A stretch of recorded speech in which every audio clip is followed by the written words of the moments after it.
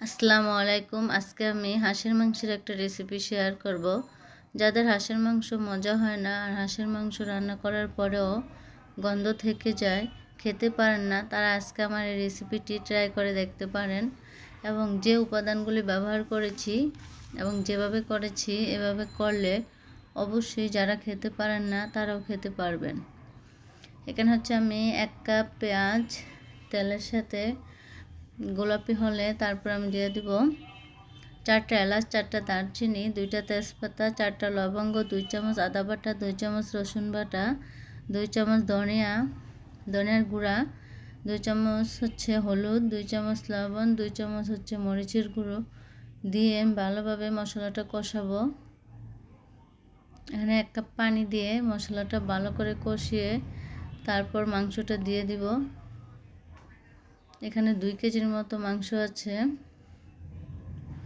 তো এভাবে হচ্ছে আমি 10 মিনিটের জন্য ঢেকে দিব। 5 মিনিট হয়ে গেলে ঢাকনাটা তুলে নেড়ে চেড়ে দিব।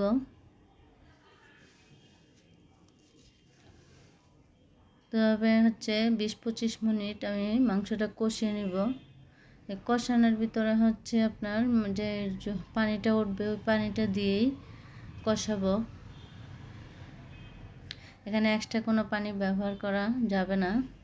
মাংস থেকে যে পানিটা বের হয়েছে ওই পানিটা দিয়ে আমি কষিয়ে নিয়েছি। এখন হচ্ছে আমি লবণটা একটু চেক করে নিব ঠিক আছে কি না। যখন দেখবেন উপরে তেল ভাসছে আর নিচে এরকম লেগে যাচ্ছে তখনই বুঝবেন মাংসটা কষানো হয়েছে।